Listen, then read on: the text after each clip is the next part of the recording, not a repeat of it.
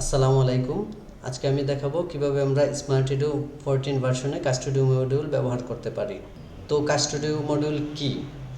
Custody module হচ্ছে human resource management সিস্টেমের একটি অংশ। কোম্পানির রিসোর্সের স্বচ্ছ তত্ত্বাবধানের জন্য আমরা কাস্টডি মডিউলটা ব্যবহার করে থাকব। তো কাস্টডি মডিউলের সুবিধা কি কি?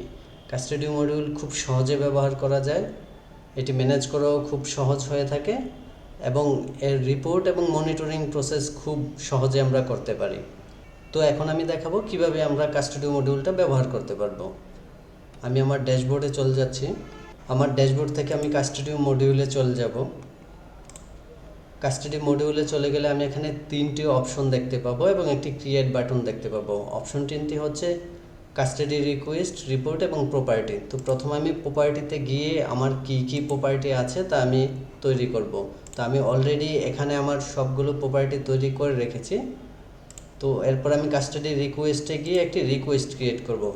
রিকোয়েস্ট ক্রিয়েট করার সময় আমাকে দেখাবে এমপ্লয়ি নেম, প্রপার্টি যেটা আমি আগে ক্রিয়েট করেছি, কোন প্রপার্টির জন্য আমি কাস্টডি করব। যদি আমি একটা পিসির জন্য কাস্টডি করি, তার রিজনটা কি, কেন আমার এটা দরকার। তো আমি এখানে যদি রিজনটা লিখি, এখানে একটা নোট আমি দিতে পারবো। চাইলে আমি হচ্ছে গিয়ে রিজনটা ডিটেলস ডিসক্রিপশন এখানে দিতে পারবো, অথবা স্পেসিফিক কোনো নোট আমি এখানে দিতে পারবো। এবং রিকোয়েস্টেড ডেট, কবে আমি প্রপার্টিটা চাচ্ছি এবং হচ্ছে গিয়ে কবে আমি তা ব্যাক করব। যদি আমি 30 তারিখ ব্যাক করব দিয়ে দিই, তারপরে এটা সেভ করে যদি আমি সেন্ড ফর অ্যাপ্রুভালে দিই, তাহলে হচ্ছে কি একটা কাস্টডি তৈরি হয়ে যাবে এবং যেটা হচ্ছে কি আমার করসপন্ডেন্ট কনসার্ন পারসন যিনি আছে তার কাছে একটা রিকোয়েস্ট চলে যাবে এবং তিনি চাইলে সেটা অ্যাপ্রুভ বা রিফিউজ করতে পারবে। যেহেতু আমি হচ্ছে গিয়ে অ্যাডমিনিস্ট্রেটিভ পাওয়ার নিয়ে ভিডিওটা তৈরি করছি, তো আমার এখানে হচ্ছে গিয়ে অ্যাপ্রুভ এবং রিফিউজ দুটি অপশন চলে এসেছে এবং হচ্ছে গিয়ে আমার যে স্টেজটা আছে এখানে ড্রাফট থেকে ওয়েটিং ফর অ্যাপ্রুভালে চলে যাচ্ছে। মূলত এই পোর্শনটুকু হচ্ছে গিয়ে করসপন্ডেন্ট কনসার্ন পারসনের কাছে চলে যাবে। আমার যিনি হচ্ছে গিয়ে সুপারভাইজার বা আমি যার অধীনস্থ, তার এখানে এটা চলে যাবে এবং তিনি যদি এটা অ্যাপ্রুভ করে দেয়, তাহলে হচ্ছে গিয়ে আমার এখানে নতুন দুটো হচ্ছে গিয়ে অপশন চলে আসবে, একটা রিটার্ন অপশন এবং একটা রিনিউ অপশন।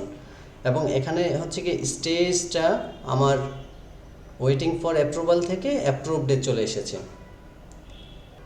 তো আমি চাইলে এটা হচ্ছে গিয়ে রিটার্ন করে দিতে পারবো অথবা রিনিউর জন্য আবার আবেদন করতে পারবো। এবং এই সমস্ত প্রসেসের হচ্ছে গিয়ে একটা লগ নোট আমার এখানে জমা হয়ে থাকবে। তো আমি যদি রিপোর্টিংয়ে যাই, কাস্টডি অ্যানালাইসিস দেখলে আমি এখানে দেখতে পাবো যে আমার টোটাল 2টা কাস্টডি হচ্ছে গিয়ে ব্যবহার করা হচ্ছে। এখান থেকে আমি চাইলে কোন এমপ্লয়ি ব্যবহার করছে, কোন প্রপার্টিটা ব্যবহার করছে এবং রিজন সহ ইন ডিটেলস হচ্ছে কি এখান থেকে দেখতে পাবো। এছাড়াও আমি যদি হচ্ছে কি হিউম্যান রিসোর্সে চলে যাই,